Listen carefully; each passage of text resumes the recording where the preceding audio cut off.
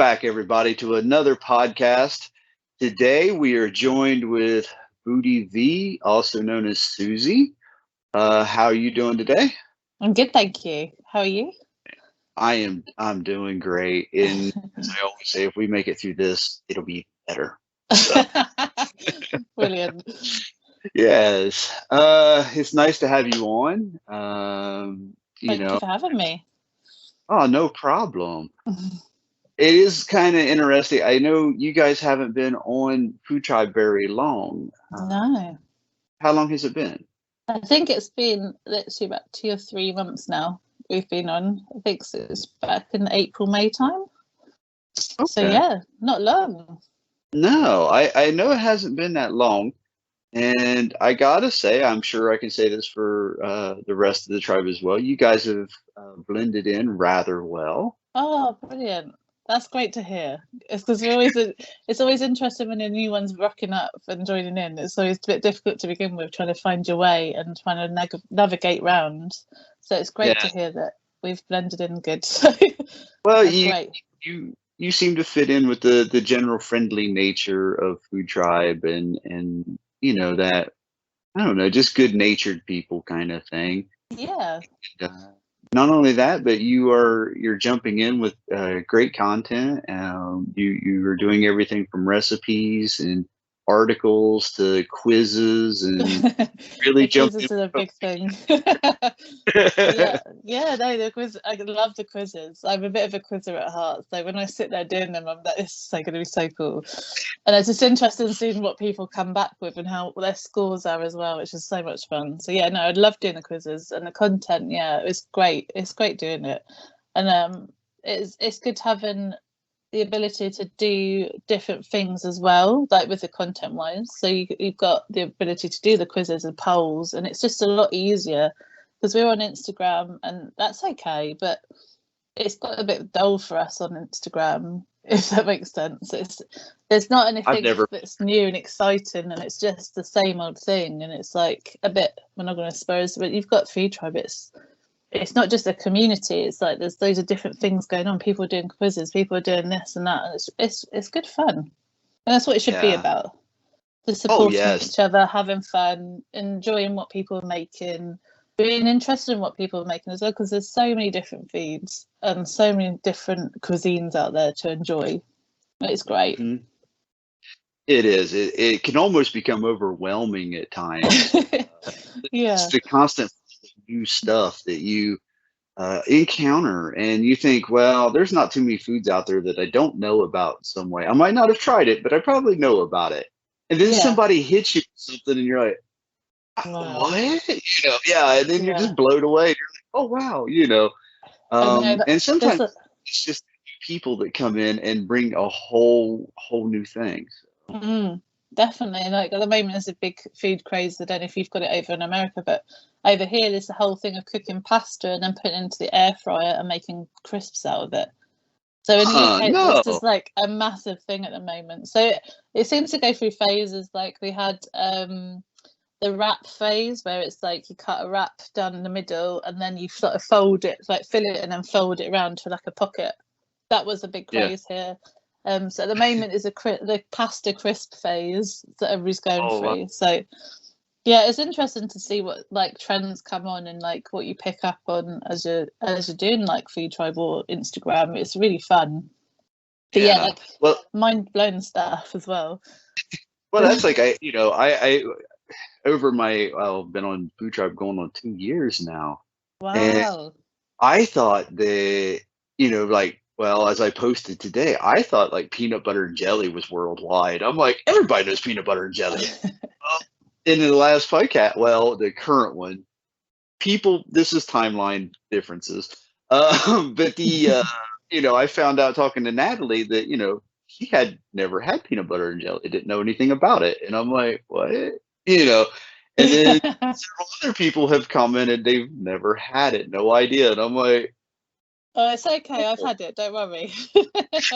Okay, We're so good. the We're good UK. in the UK. Yeah, the UK. We know about your peanut butter jelly phase. I've even got a jar in the cupboard of peanut butter and jelly that is like combined together. Oh, really? Okay. Yeah, so it's all good. We're over in the UK. We're okay with that.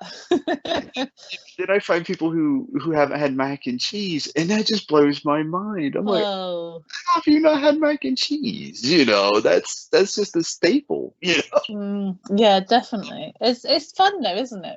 But I've Yes. also like because we've been doing so we did it started Instagram not last year, the year before. No, last year. I think last year maybe. We started Instagram anyway, and we started doing cooking.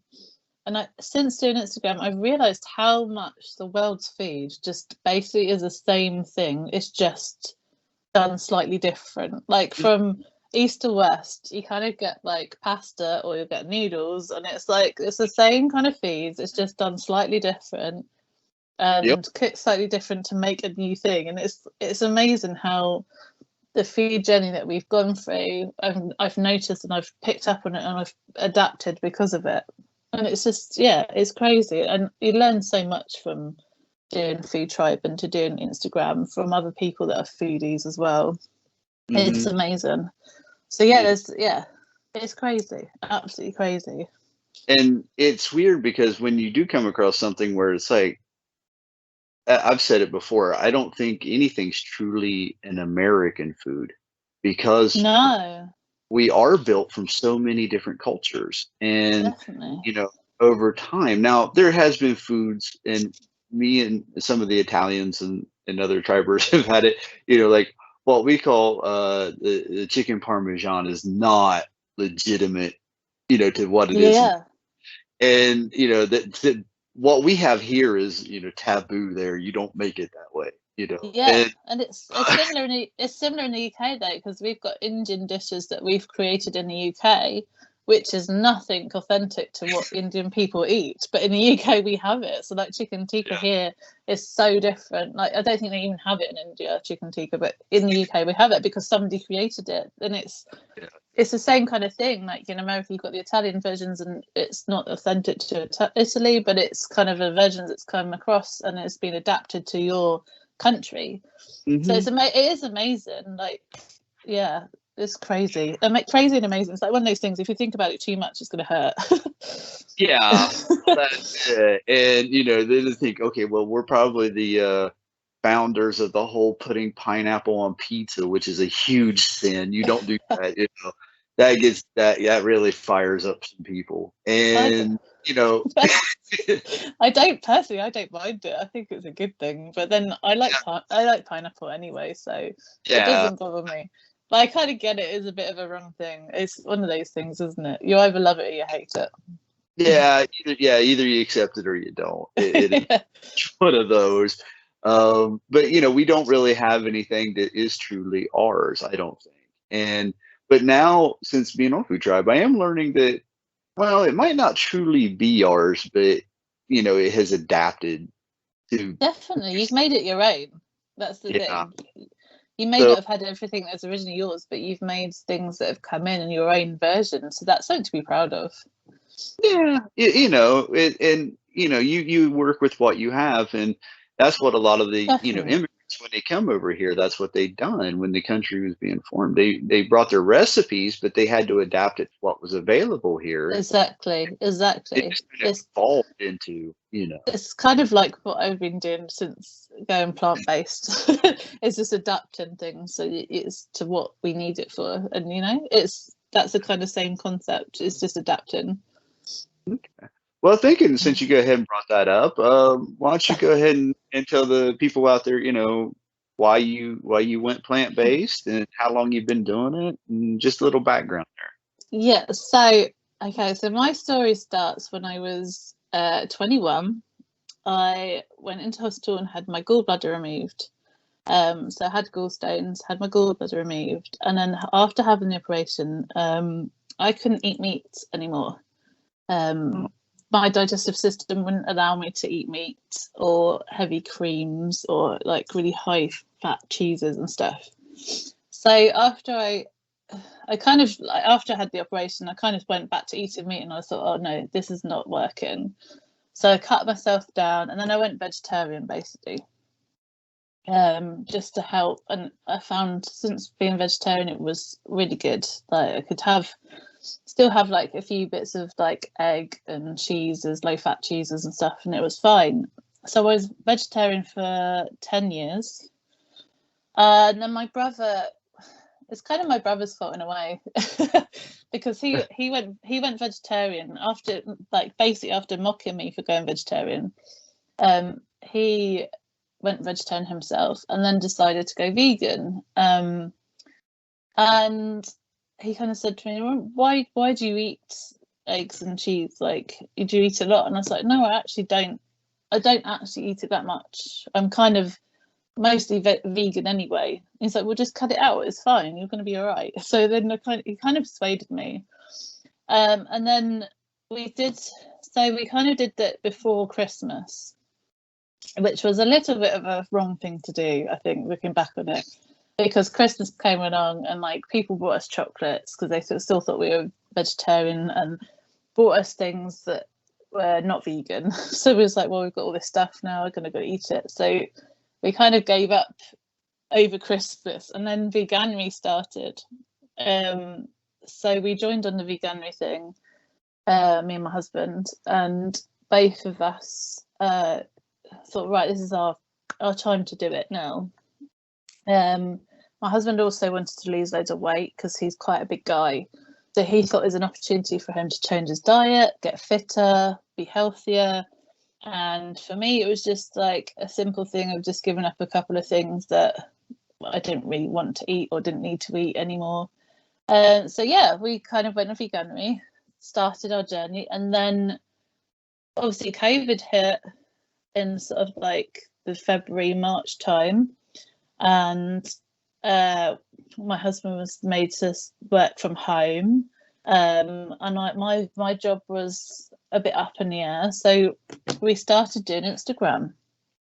And to begin with, it started as like us doing like a little blog of our vegan journey, doing a bit of cooking and like doing some like quick snaps and everything. And then it kind of got a bit serious, and we got swept into this big community on Instagram. We had loads of people come and join us and like take us into the vegan journey and support us, and it kind of just went from there. Like we just got more momentum into getting into it, and we started cooking more stuff, adapting recipes that we used to eat but then obviously couldn't eat because of being plant-based and vegan.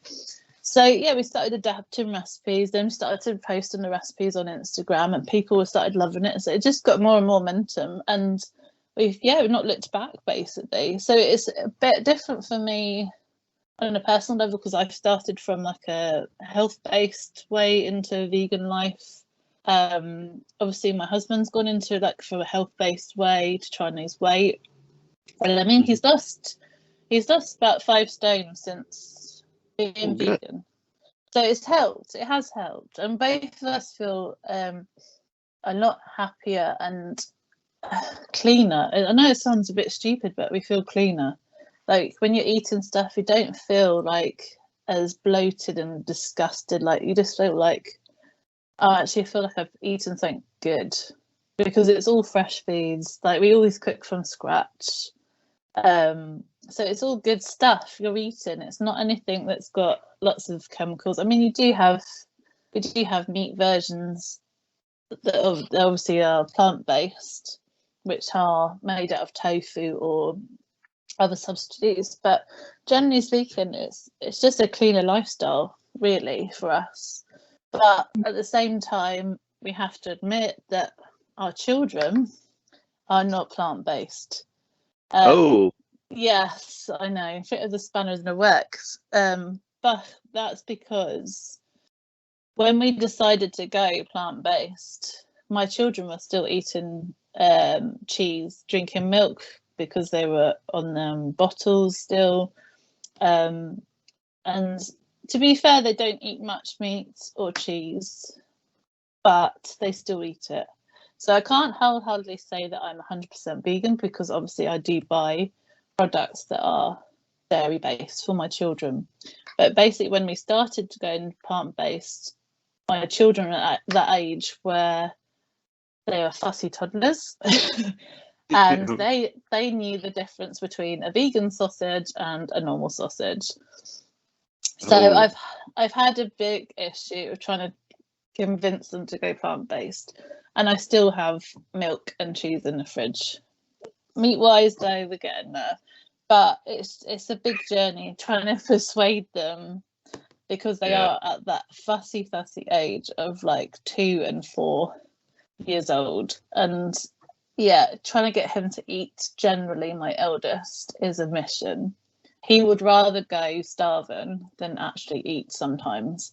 So if I can get food into him, regardless of what way it is, I have to do it for his own good. And so it's a bit of a, I know we're kind of in a middle land territory of like what's wrong and right with vegans, and I'm sure there's probably a lot of vegans who will hate me because I do still buy meat and I can't class myself as vegan. But the main thing is that I look at upon is that we've changed our lifestyles, me and my husband, and we have reduced the amount of dairy coming into our house and meat products. So in my eyes, like, we're making a change for the better generally, and eventually, hopefully one day, my children will give up the last bits of dairy, and then hopefully we will be all plant-based. And I'm trying to educate them at the moment about how to eat and like how to eat healthy, and doing baking and cooking with them is starting to make them realize like where their food's coming from, and they're asking questions at the moment. So my eldest is starting to question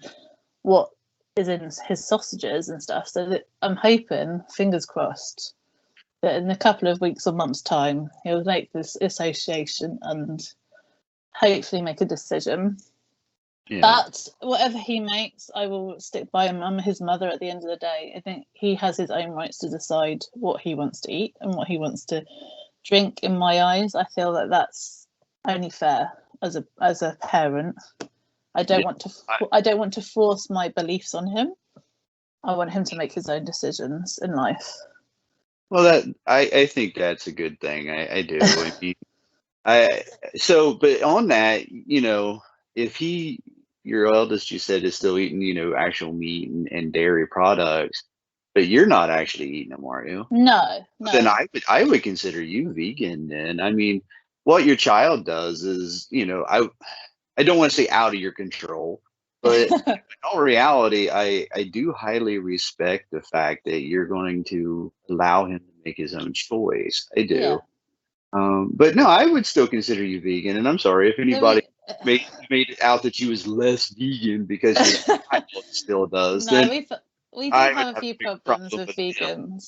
Yeah, we do still have a few problems with people calling us not vegan, but we have 2 different fridges at home. So we have a meat fridge and a non, like a vegan fridge, basically. So all of our feeds are separate. Even in the freezers, we have different freezers because it's both fridge freezers. So we have a freezer for the veg and the vegan stuff, and we have a freezer for like the children's stuff, and that's it. We separate everything up. So I cook 2 different meals every day. So one for me and my husband, and one for the children. And sometimes the children will eat what we're eating, and sometimes they don't. It just depends on whether they are susceptible to what we're cooking, whether they want to try it. And there are meals that we like bolognese. They still eat meat-free mince. So their spaghetti bolognese they have is vegan. They do have a lot of pasta dishes that are vegan that we do for them. We also do sort of rice dishes as well. We have Turkish nights as well, because we obviously got a Turkish background. So we have like falafels, hummus, pitas. And my youngest will eat hummus by the spoonful. He loves it that much. So we do have meals as a family that are vegan. But, sometimes during the week, they do tend to have their own. It's only the weekends we kind of come together and have vegan meals together. So, yeah, it is. We are vegan, me and my husband. It's just our children are not. And it's I'm like I say, I'm giving them the option for them to learn and make the decision themselves. Because I, as a child, was not a vegan. I didn't know anything about it. I was brought up on meat and 2 veg because that's what my parents ate, and I didn't have the option as a child, and neither did I have the option about religion or anything like that. So I'm trying to give my children their option in life to make their decisions, because I feel like I personally didn't have that, and not that I regret like my mum and dad doing that for the, because I respect why they did it and everything else. That's absolutely fine, but I just want my children to go through life making decisions and knowing that I'm supporting them from day one, so that they can feel like they're making the right decisions in life. So I just want to turn the light on because I realise it's getting dark in here. Oh, it's and I think that's fine. And we talked about this. Well, me and Ramon have talked about it. Even me and Natalie touched on it. That there is. I'm trying to pick my words here so I don't. There, vegans and vegetarians are very, and well, I'll be honest. Look, us meatitarians, carnivores, whatever you want to call us, I don't know what category we are. We get defensive about things as well. But I do find that like the vegans will even turn on each other and say, "Well, you're not, Yes. or you're not. Well, you do this, so therefore you're not." Yeah, do you know what? It's a really sad concept, and I find it I do find it sad, because regardless of whether somebody's vegan, plant-based, vegetarian, pescatarian, flexitarian, there's all sorts of things these days. As long as you're happy and as long as you're doing something which is conscious of what you want to do in your life, why would you judge others? I get really annoyed with the vegans that judge other vegans and other plant-based people, because at the end of the day, me as a person, I am not eating meat, I am not eating dairy products as myself. Okay, my children may be, my family do. There's members of my family that eat meat. I don't push veganism on them. And I don't think it's right for me to push it onto them, because it's their life choice. If they want to eat meat, that's up to them. If my son wants to eat meat, that's up to him. Me personally, I am vegan, plant-based. So I do get annoyed. I do get annoyed with vegans having a go at other vegans or plant-based people, because at the end of the day, if you're making some sort of impact and you're making some contribution to having a plant-based life, why does it matter? Yeah, well, I go back. And even if you're vegetarian as well, you're still having some impact. You're still not eating meat. You're eating cheese or eggs or milk, but you're not eating meat, so that's still having some sort of impact. And to be honest, meat eaters, like, I have no problem with meat eaters. If you're a meat eater, that's absolutely fine. Do you know what? You've got some really good recipes that I can change and adapt. I'm there as a foodie. At the end of the day, yeah, exactly. And at the end of the day, I'm a foodie. I love food. I've always loved food. I can look at people's meat dishes and like look at it and go, right, okay, I can change that to be vegan if I do this, this, and this. So I find it interesting seeing meat eater stuff, and like you say, people that are meat eaters like seeing vegan stuff, because we change it up or we change it slightly different, and it makes you think, oh, I could do it like that. Oh, I didn't realize you could do it like that. I still ask myself is, and well, there's been several people say, why does food have to be so much drama? Why don't we just accept that everybody needs to eat, and whatever you eat is up to you? Exactly.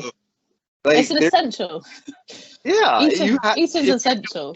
You're going to be in a bad way. I don't care what it is, And I say that even those meat eaters, there's a little drama there too, because if someone comes on and says, "Ooh, I'm a full-on carnivore," well, there's always going to be one or two people going, "Well, no, because at this meal you had too many vegetables. You should have had this," and And I don't think it's as heavy as the plant-based people. I don't think it gets aggressive toward each other. And either way, I don't care. One of the things I always, I said it in a podcast, and I've said it to her many times, in DMs and stuff, is one thing I loved about Natalie was when she joined FoodTribe, everybody knows I was like, oh no. And I was always that way toward vegans and vegetarians. And it was always a bit of apprehensiveness because, you know, a lot of them come in Well, guns it's got blazing. a stigma. Yeah, it's a stigma of a Yeah. vegan. Yeah. They come in guns blazing. They're going to change everybody. And they have an attitude that, well, people like me who are, you know, pretty diehard meat eaters, you know, you're horrible. You're the reason the world's upside down. And, you know, it's aggression. Yeah. And it was so nice when Natalie came in and I braced myself. I thought, here we go, you know, and she didn't. We got along from day one. And it was Yeah. like, you are fantastic. You don't push yourself on nobody. No. You put your stuff out there, and you know I have actually made a few of Natalie's things. Going, hey, this is all right. AKA her sweet potato hummus is amazing. Ethan. Yeah. It's fantastic. And in the last podcast, I even told her, you know, there's a peanut butter chicken dish her mom or grandma used to make. Grandma. Yeah, I saw. And she made it with tofu, and I was like, well, I don't eat tofu. Um, but she's like, well, it was originally made with chicken. I was like, hey, that's how I want to do it, then. And she Yeah. was totally like, go for it, you know. Yeah. And I still want to do that. Unfortunately, you know, with being on FoodTribe, there's so many things you want to make, and I know. It's you get overwhelming, this isn't list it? like Santa that you know you're trying to work through, and it's just Oh, hopeless at times. I know it's awful, but no, I think that yeah, there is a stigma with vegans, and I get why some vegans are like it. Don't get me wrong, I do get it, but at the same time, I just think it's not helpful because, like you say, you're threatened by vegans, and that shouldn't be the way. You should be open-minded to approach vegans and see how they do things because we do things differently, and it is a learning curve. Like the amount of stuff I've adapted that are meat dishes or like bacon, just bacon as well, because they don't use eggs and bacon anymore, and it's amazing how you can change things and it doesn't change the effect of the taste, but you've somehow made it plant-based. And I think that's the problem with some of the hardcore vegans, and I get why they are, don't get me wrong, like I'm totally for the whole animal cruelty, all that sort of thing, but it alienates people that aren't vegan, and that's not the aim of the game. You want people to come into veganism like and see it and just say, right, it's actually not that bad, because it is the stigma that there is going to be like, what do you eat? You only eat lettuce, do you only eat this? And it's like, no, we eat fine. We've got so much good food that we can eat, and yes, we do have to make from scratch, and we do have to adapt things, but it is a massive world, and to alienate people to not come into it is just wrong in my eyes. You want people to come, have open arms to people that want to try it, because you know, just one person changing one day a week to one, you know, like one vegan meal is an achievement. You know, you're not saying like everybody has to be vegan. You don't have to say everybody has to go plant-based. From looking at my stuff, I'm just like, show people your stuff, and if they try it for one meal, you've achieved something, haven't you, at the end of the day? And even if you do change it to be with meat in it, what's the harm? You know, you've got somebody cooking something that's your recipe that you've made, and then they've adapted it to their own way. It's all an open world. Like, it's just, we're all foodies at the end of the day. We all eat, like you say, we all got to eat, and just change and just having something where you can change. Yeah. Well, that's it. And you know, on the meat side of things, I've had to tone down some meat eaters on some vegetarians and vegans, and like that's a little aggressive. You don't need to, you know, be that way because, you know, I do think that both sides get defensive, of course. And I have seen carnivores, meatitarian, whatever we're called. I just eat what I want. Anyway, I have seen him get rather bullish with some people, and I'm like, look, you can't do that. That's not right. And that is why I think there is a lot of defensiveness. I'll just put it at that, is because, you know, both sides are already on guard with each other. And, Yeah. instead of just coming together and saying, hey, look, we're people, we're all just living on this big dirt ball spinning around in space, and we're all trying to make it to the finish line. We're not sure what Yeah. that is, but we all want to get there. Agreed. And how about just sit down at the table, we eat what we eat, and just enjoy and call each other Yeah. friends and move on, Yeah. instead of worrying about, well, like Natalie said, quit putting people in boxes Yeah, and exactly. put Damn each right. other in, and just go through life like you would as if you didn't know, and treat them for the people that they are, and not because of what they eat. Exactly. No, exactly. I can't agree with you more. It shouldn't be a judgment. It should be an acceptance of who everybody is. It's the same with Right. religion, isn't it? Same with politics. We all have different opinions on politics, religion, and food, obviously. So it's not, Yeah, at the end of the day, it doesn't matter. As long as you're, like I say, as long as you're happy and everybody around you is happy, what's the harm? You're not doing any exactly. harm having your own beliefs and your own way of living. That's it. And I'm 40, going on 47 years old, and two Wow, subjects. you Yeah, look I've young for 47. appreciated. At times, the feeling of it's like that's. But anyway, I have known my whole life that two subjects you usually try to avoid with strangers is politics and religion. And I Exactly. never would have guessed in 47 years that a topic that you also try to avoid. You know, and because especially if you even think that, oh, this person's this, that, and there again, we are separating people into groups and boxes, and it shouldn't be that way. No, definitely not. And I do think media and social media has a lot to blame for that as well, because I mean, there's the whole thing of global warming, and that's like being contributed towards. Like vegan lifestyle is another case in point for people to protest about global warming. It's Mm, I, I think so. Yeah, social media and the media generally adds to the heightening of things, and I 100%. think that's where the whole food stigma has come into play as well. And it's sad because, like you say, it never used to be a thing you'd worry about. Mm-mm. Yeah, And yeah, I like you say, politics and religion you never talk about, but food, that was never on the agenda. no, and I agree with you. I think media, and well, dare I say, celebrities have really Yeah, driven a wedge between. And I never been viral. I'm not on any other social media at all.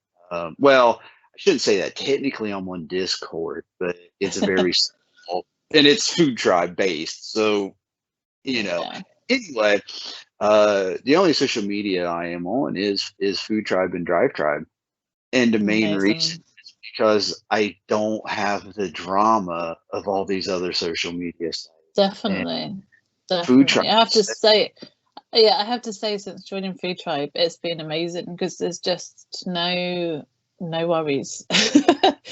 There's well, you a don't feel there's like you're a going to get general love. persecuted or attacked. It's when you jump on it. Well, it's for me when I get on it, it's like, hey, here's my friends and family, almost, and I know these people now, and Yeah, I don't ever feel like I have to be on guard or that I'm offending some. Well, I don't. It's, I speak my mind, but anyway, I still worry about that, but it's a very different kind of way because I have toyed with other social medias in the past, and it is very aggressive. It is, yeah, and I feel like, it's cutthroat at times. It really is. and it's only mainly down to like the whole concept of followers and um trying to gain, like, because there's people on Instagram that will literally just pick and drop people until they've got so many thousand followers, but they have rubbish content and they don't care. They're literally just doing it to have the followers, and that's not what I'm about. And I don't agree with it on that platform. I mean, I am on Instagram. You can find me on Instagram, but at the same time, I'm not one of these people that has to like do everything every day, like in your face, like follow me, follow me, follow me, and not give good content. I think that's what's wrong is the big social media platform like TikTok. It's all become like you've got to have so many people watching you, and it's all this pressure. And I feel sorry for the people that are up there high, like flying on TikTok and Instagram and Facebook, because the amount of pressure they have to perform and do things to make people laugh and everything else now. They might have just had one video that went viral, and there's this whole demand now. It must be immense. You know. Well, I know I've had people from other social media come on, and they're messaging me going, we've been posting here. What's it take to get going? And I'm like, well, just be yourself, post what you want, and interact. Yeah, but we numbers, and you know how many times I've heard people say, we want your numbers. How'd you get to where you're at? Like, what do you mean? How do I get where I'm at? You just do what you do. Exactly. Yeah, I know. I think it's that disingenuous thing. It's that disingenuous thing of I've got to have followers. I don't care how I get them. I've got to have followers, and it's like, who cares? If you're genuine and you're doing the right thing and you've got content which is good, people will follow you regardless. And it's that whole dog eat dog thing of like, I've got to have followers, and they don't think about how they're going to get them. Like you say, they don't think about how to get the followers. They just want them. And it's like, well, why? Why do you want so many followers if you haven't got the content and the aspect of life that's going to make them follow you? I don't know. It's a mind game. I ask myself every day why I have as many as I do. I'm sitting there going, what? I have no idea. I still don't know what I'm doing technically. No, but you're good entertainment. So people are going to follow you because they want to hear your podcast. They want to hear how you're doing and what you're making and what other people are making, because you're picking up on what other people are doing. So you've become a hub of like communication, and that's what people will follow you for. And like you say, I think it's just but it's that whole thing, that whole society of like, I've got to have followers, but I'm not going to do the work to do it. I want them now. And it's like, you've got to work for it. That's it. I remember I almost fell off the couch. I was sitting on my phone, and I'll never forget when Natalie, I got the alert that she followed me. I'm like, what? Oh. You're telling me a vegan is following me? Oh, what? We do follow you. I that's why I had a massive argument with somebody on Instagram who was vegan, because I followed some people that weren't vegan. That caused a huge argument, and I was like, what does it matter? Like, if I follow people who are not vegan, why does that matter? They're supporting me, because I have a lot of meat eaters that will support me on my Instagram and on FoodTribe. Like, for instance, you're following me on FoodTribe, and that's good. That's what I'm here for. Is I'm not here to discriminate anybody. I'm not here to like alienate people. And I had this one vegan account, and she was like, "Why are you posting this? Why are you posting that? This, or like following these people because they're meat eaters." And I was like, why does it matter? Yeah, exactly. At the end of the day, they support me. Why can't I support them? Regardless of whether they eat meat or whatever, I support them because they've been good to me. I'm not going to be a complete arsehole and like ignore them and just not want to be there. Yeah, and that's it with me. It's like, I don't really care. I mean, Natalie knows there's a lot of things she posts. I'm like, I can't. We've had that conversation, and there's been times I've even told her, I'm like, really nice picture, because it's like, and she does the same. It's a mutual thing, but we still support each other, and just like you guys, I think the content you guys are doing is top notch. I really do. Thank you. I love your quizzes and stuff. Some of them, but I love taking them. I have to sit there though, and I'm a bit evil because I'm like, I really want to make it a bit hard, because easy ones are easy, and when I do easy quizzes, I'm like, that didn't really challenge me. So I do some really hard ones, and I admit they probably are a little bit too hard sometimes. But I do love doing a quiz. and making them for everybody. So I apologise if they're too hard, but it's all just for good crack. And I'd hope that you'd learn stuff from the hard questions anyway, because it does show you the right answer. So I always think it's a learning curve. But yeah, the quizzes are a big thing that we've been doing, and we've obviously got recipes that we've been posting. So yeah, and we've got hopefully lots of things. We've got some sort of comparison posts I'm going to try and do in the next couple of days, and we've got some more recipes to come. And yeah, it's good fun. I love doing it. And do you know what the best thing about FoodTribe is? That you can schedule posts. None of this fanning around and like having to do it like ASAP because you haven't got the time of day. I can sit here in the evening, I can schedule a week's worth of posts, and then they just come out when I want them to.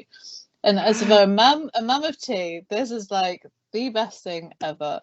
And obviously I do random posts that I will upload on a day when I have time, but majority of them I do schedule, and I love that fact that you can schedule it and you can plan it. It is amazing. It's a life-changing thing for me. All of my posts are random. I think that's good though. Random posts are good. So I do schedules, but I do random posts too. But yeah, random ones are good.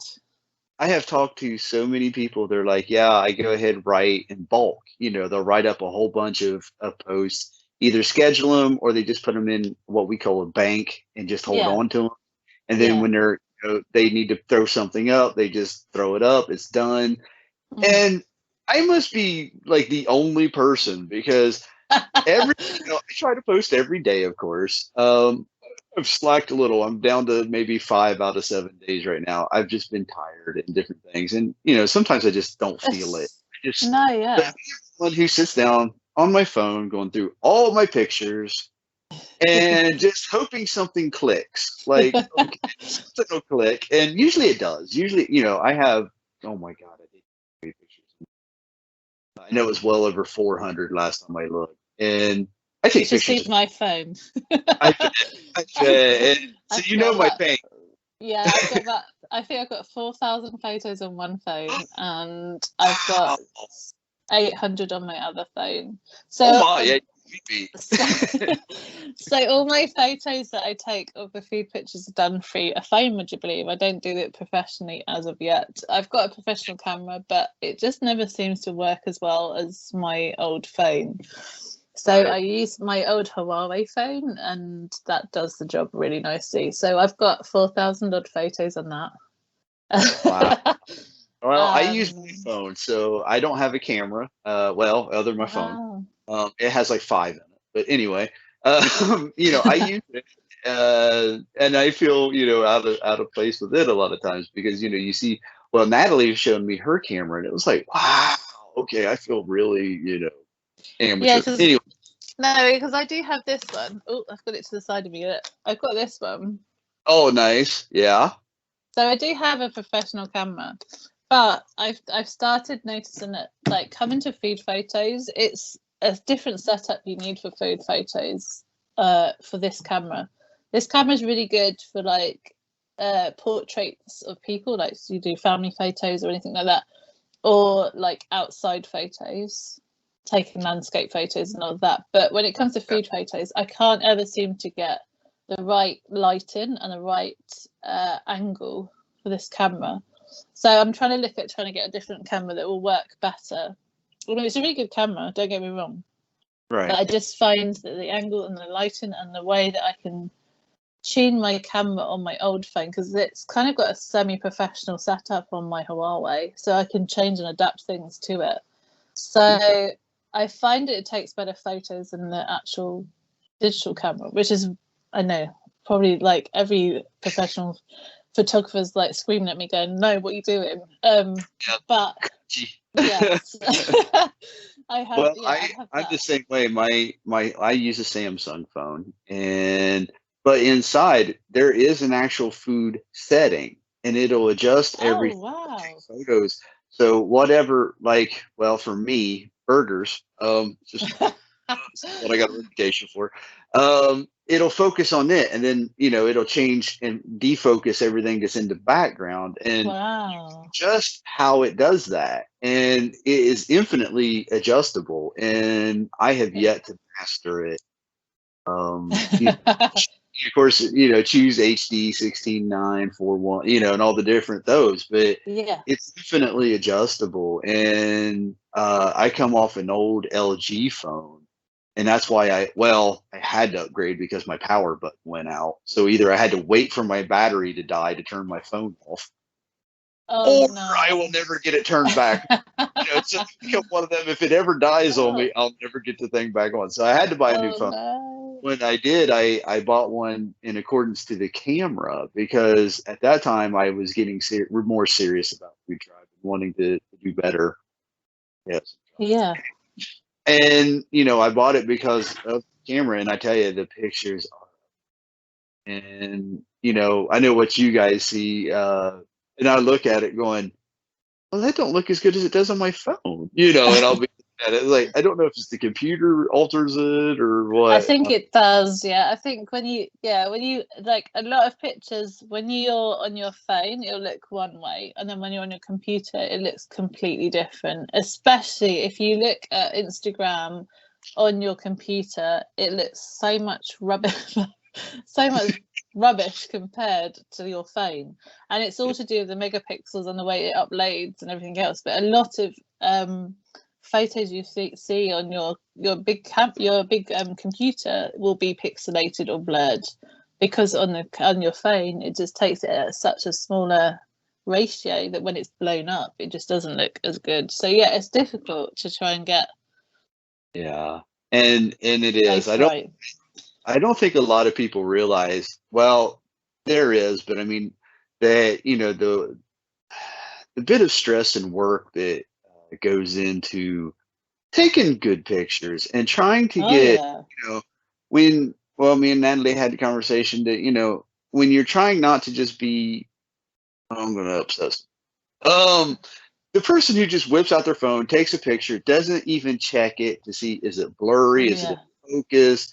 Is the steam off the plate fogging up the lens? And, when you are trying to get that detail where, maybe there's that lack of spice in a sauce or in a cheese or something, and you want people to see that, or you want them to see the texture of what you're taking a picture of, fine detail. You want that all there, but you need the whole picture to be good too.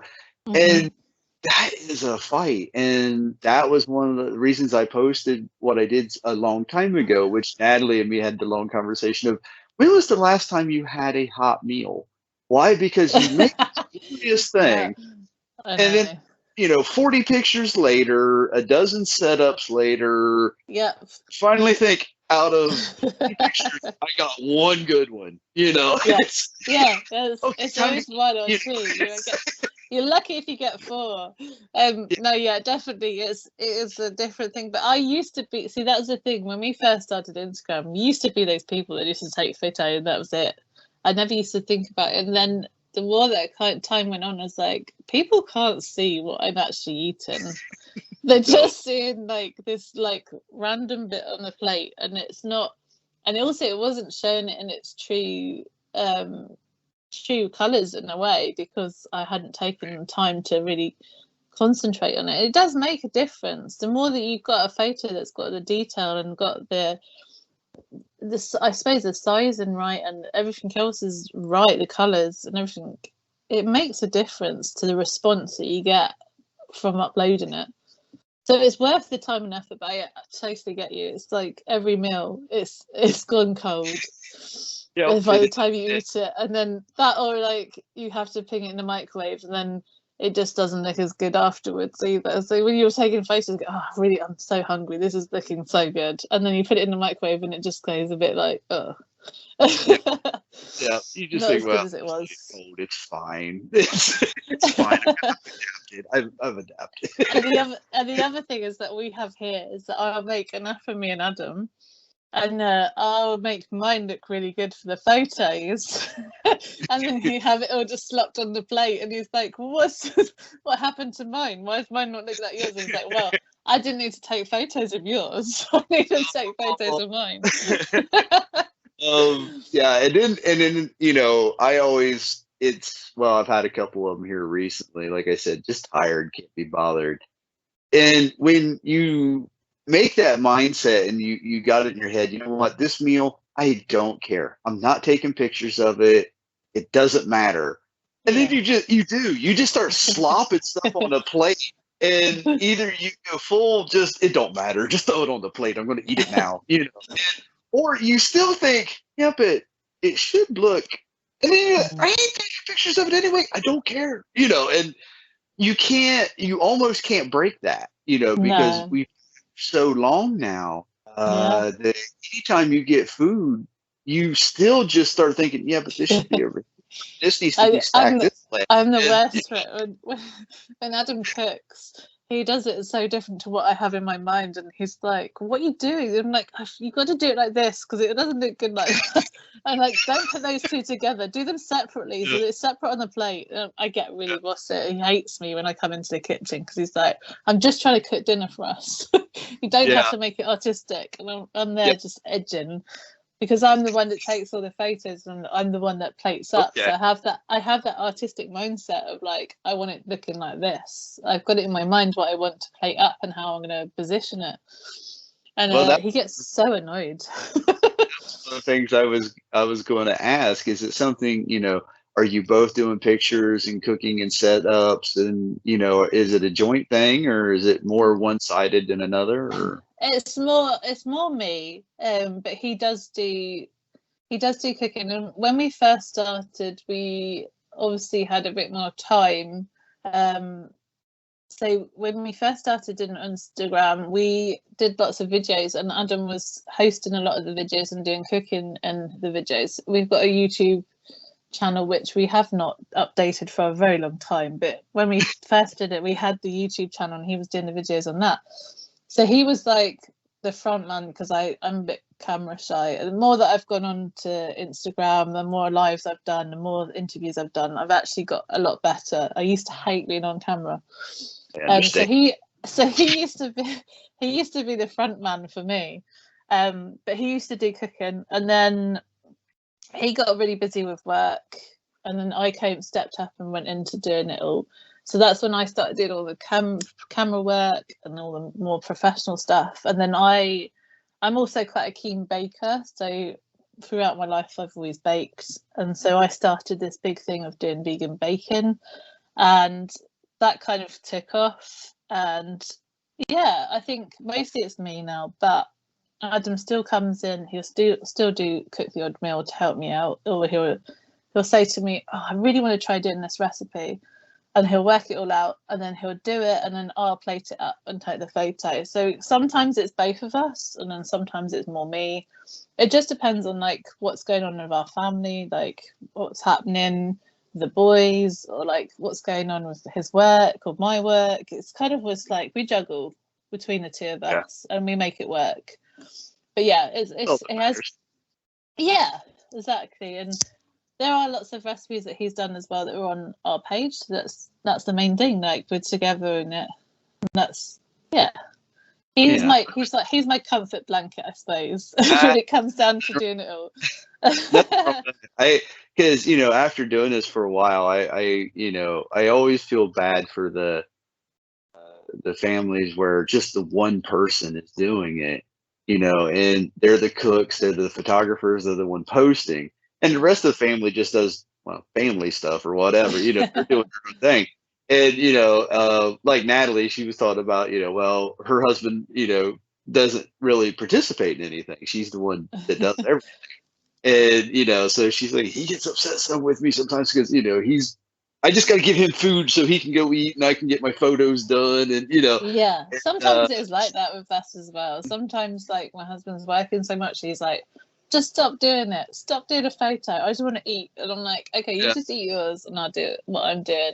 And yeah, he does. Yeah, it is difficult sometimes. I'm not saying that it's all hunky dory. Like we're both doing it together. It's mostly me, but you know, like that's the like that's what I like, is that he'll come in and help me at certain points, or I'll ask his opinion and he'll help me. So it's good that I've got his support, and like we do stuff together. So we're both in it together. That's what matters. Is that's how you make it work. So definitely he supports me, and I've also been trying to create a recipe book. So we came down with COVID back in January, and for the last 6 months I've been off work because I've just not been able to work and had really bad insomnia. So I used my insomnia nights to create a recipe book. Basically, I just sat there and I thought, right, I'm not going to sleep. I need to do something productive. I'm fed up of being ill and like not feeling like I'm doing anything worthwhile. And I got a bit like into that mindset of like, I need to just do something to make myself feel better, that feel like I'm doing something in my life at the moment rather than being ill. And I just sat there and started collaborating this recipe book. So I'm halfway through doing a recipe book. I'm not quite there yet. So at some point, maybe this year or the beginning of next year, I'll have a recipe book as well. But yeah, he's been really good at supporting me through that as well. So yeah. COVID has had some positive out of our life. Well, that's good. You got to, well, I had done a post on that long ago too, when just the beginning of the year, and everybody was saying, so thankful that 2020 is over. It was a horrible year, and they was really, and I am the type, I always try to find the positive of things. It's so easy in life to find negativity, and definitely. I think a lot of times people are more apt to be negative than positive. Definitely. And I done a post, and it didn't go over the greatest. And I had put up, I said 2020, was it really that bad? And I think it was good. I'm sorry, but I think 2020 was good in a way. I think like, as a country and as human, like us as people, I learned that I was going around before COVID pleasing a lot of people. I was rushing around trying to fulfill everybody else's needs and trying to make everybody else happy, and I realized how much I was rushing around and not having time for myself and my children. I realized like having COVID and lockdown, yes, it was rubbish for like not being able to do things, like go out to places, go to restaurants, see people that your friends and everything else. But as a family, we've come closer together. My children are like this now, which is crazy. Like because of COVID, they had to rely on each other to have entertainment from each other. So they're now best friends. I mean, there's only 2 years between them, so they probably were going to be close anyway, but they are really close now, to the point that they miss each other when they're not with each other. So there's lots of positives I found out of 2020. And 2021 was more negative just because we came down with COVID and we've been ill and we're still ill. But I still have the respect that, like, if I hadn't have had COVID, would I have done the recipe book? Would I have gone onto FoodTribe to try and like see how that was going and meet you and have all this? Do you know what I mean? Like there's positive still out of a negative situation. Like we've still done lots more stuff. I mean, we've grown on Instagram, we've made food. I mean, I haven't eaten so well in my whole life. Since joining FoodTribe and Instagram, I've eaten like at a restaurant every night of the week because we've just been taking photos or learning things. So it's been amazing. I think personally it's been a big like high. It is. It's amazing, the change that happens. I know even what I eat, I always considered that I ate a broad range of stuff, and I do. But once I started FoodTribe and I had no intention of being here. I didn't at this point where I'm at. And, but it changed everything because, I got to where I seen stuff and was like, ooh, I need to try that. And then it just got me more into things. And then the list kept growing of what I wanted to try. And then it was like, of course, it sparks that imagination, I guess you could say, of, well, hey, you know what? I I could make this way. Or what if I do this? And um, okay, the simple behind the scenes fact of, before you guys were here, I had the World Burger Tour, and I Wow. and all I done was, it sparked because somebody in the comments had made a thing about burgers are boring and they're horrible American food. Oh And I was God. like, wait a minute, wait a minute. And so my thing become, for those who don't know, World Burger Tour became a thing of, you know what? I tell you what, people, make a post about your country, your main foods that your country's known for, a dish that your country's known for, stuff like that, and I'll make it a burger. And Wow. I had people flooding me from all over Wow. and I was doing these amazing things. And I thought during that, I thought this is a great idea. I'm going to show that there's no need for burgers to be boring, and Yeah. if there's no such thing as boring food, there's just boring people. Yes, definitely. I That agree. might make some people mad, but if your food's boring, you're boring. Yeah, You don't definitely. put imagination in it. Yeah. So I took off with this, and it was a huge hit. Everybody loved it, and I was having a ball. And 6 months into it, I was just, well, not quite 6 weeks into it, I was sitting there going, "What am I doing?" What am I doing? And but I was having a So ball. much fun. I was Yeah.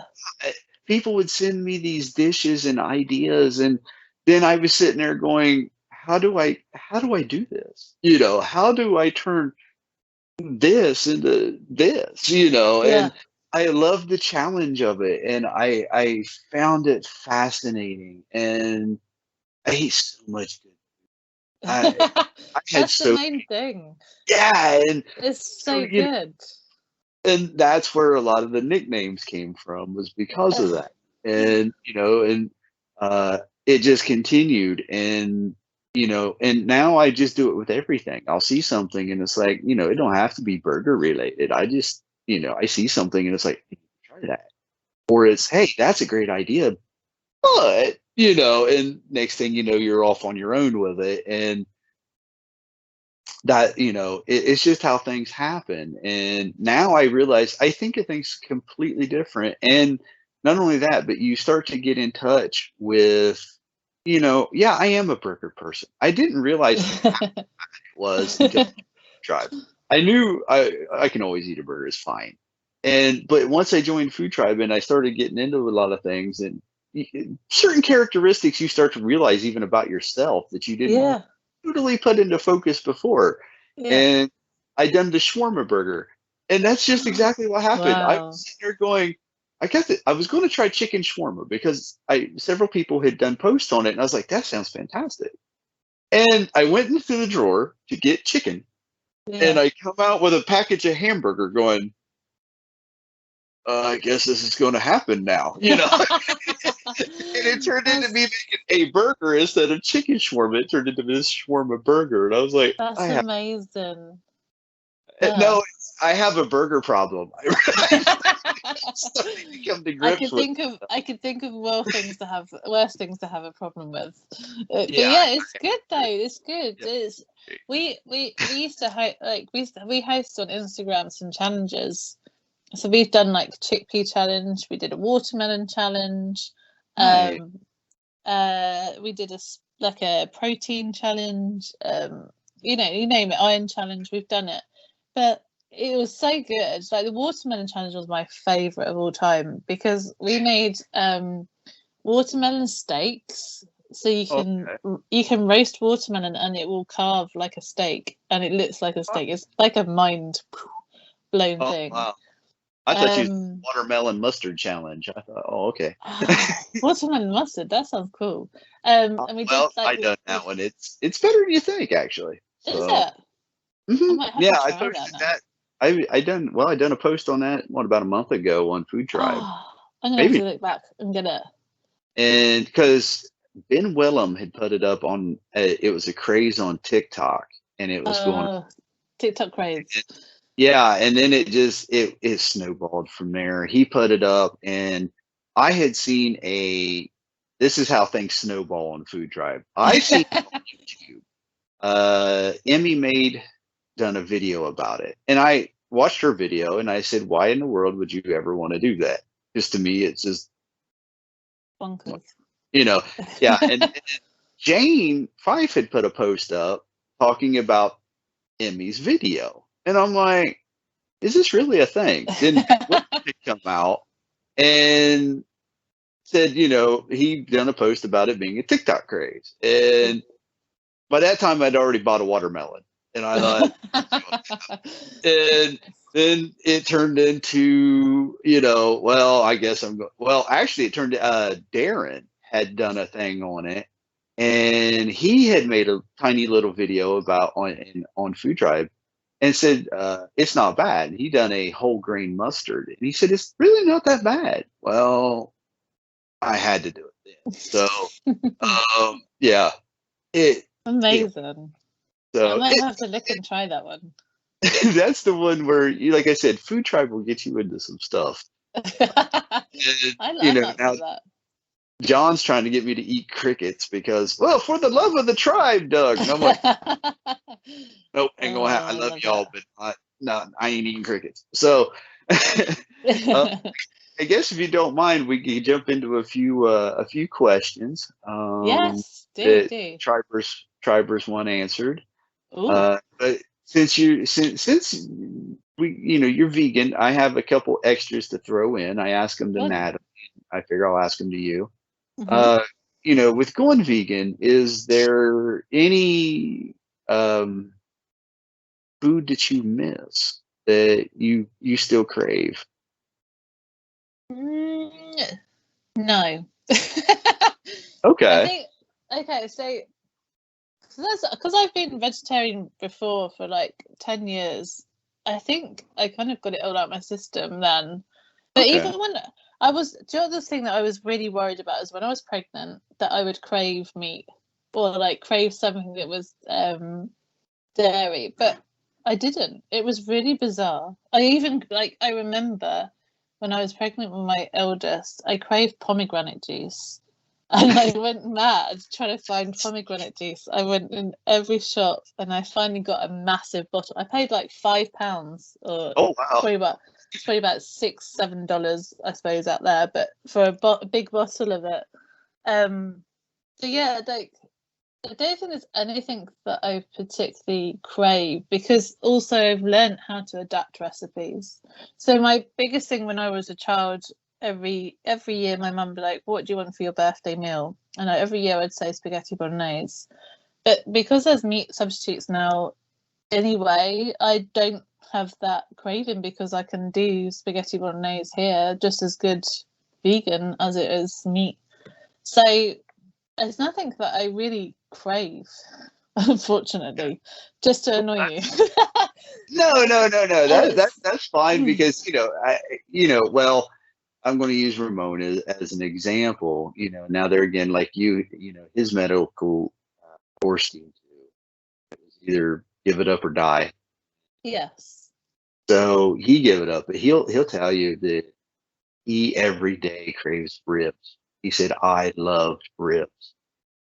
Every day he said, I'd give anything for just ribs, Yeah. So I always I can get that. And Adam craves bacon quite a lot. Like Adam's thing, because I know he's given up. He went kind of cold turkey, went from meat to no meat, and I know that he craves bacon. So that's his thing. But then over in the UK, they've released a brand called This. I've done quite a bit on this on my page, but they've brought out this bacon that's called This, and it's the closest thing to bacon. Like you can kind of eat it and think, wow, this isn't bacon, because it's got that smoky taste. Mm-hmm. It's got that, it smells like bacon, like smoked bacon, and even the texture's like meaty, fibrous. So now that they've released that, he's kind of like okay, I don't really crave meat like that bacon anymore because I can get that. So the really good thing in the UK is there's so much stuff coming out at the moment because veganism's just gone through the roof since COVID. And for some reason, since COVID, like loads of people have just gone to meat free. So there's so much coming out onto the market that we're kind of getting bombarded with new meat alternatives. So we're kind of lucky over in the UK that we don't have that thing of having to worry too much about missing meat because there's just such a good meat substitute now. Cool.